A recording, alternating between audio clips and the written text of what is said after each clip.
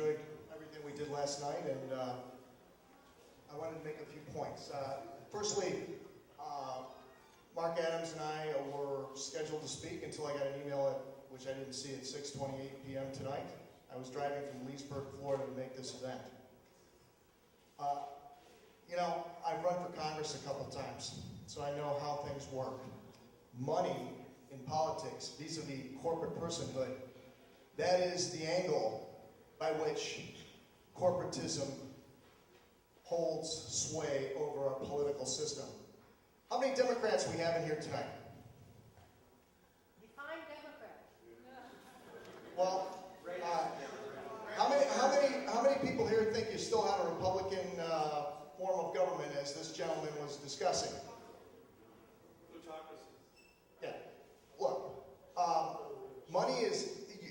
I've run for Congress several times. Indeed, I was the only candidate locally in this last election to be against the Trans-Pacific Partnership in writing, verbally, etc.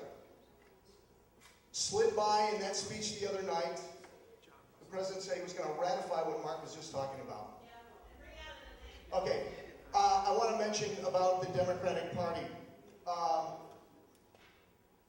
Obviously, we have a problem in the state with any opposition to the corporatist rollover that is Tallahassee. How many people know the name of the corporation called Choicepoint? Choicepoint. Choicepoint in 1999-2000 scrubbed 57,000 African Americans from the voter rolls. The woman who was just appointed in various, you can argue about the election situation with reference. I'm sure, I know some phone calls were made and some people who are impressionable. That's what money does for you.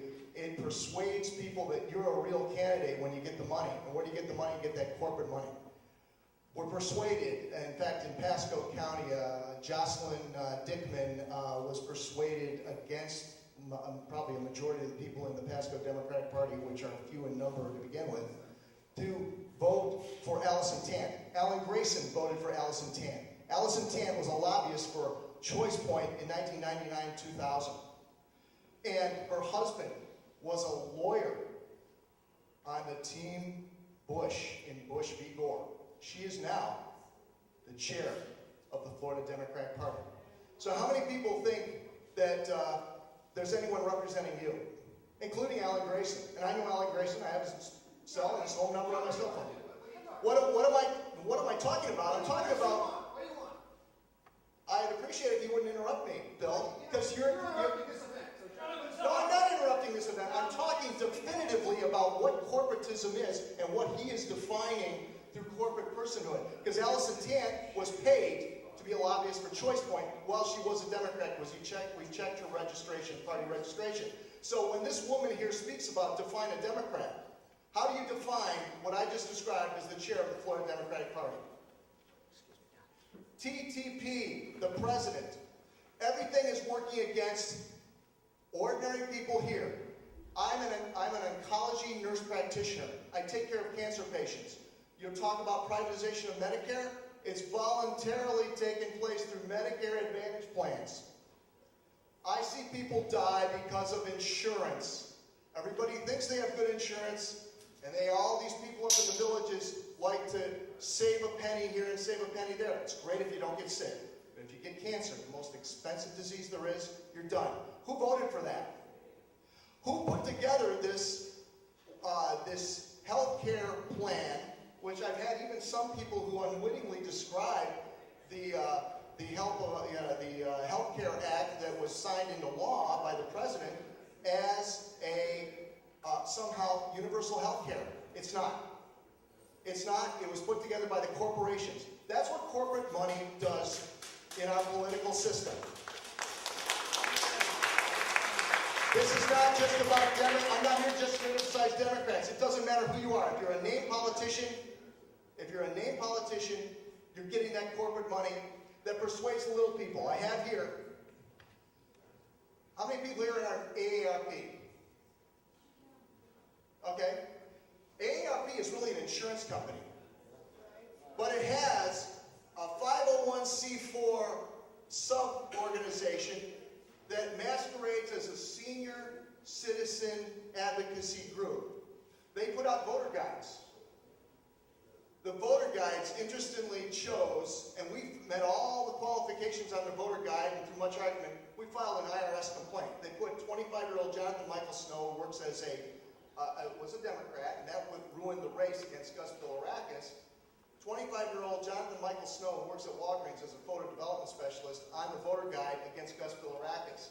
And myself, with my credentials, various credentials, and political history and so on, didn't qualify. We have an IRS complaint and a whistleblower complaint as well on this, and it's a very fundamentally sound complaint.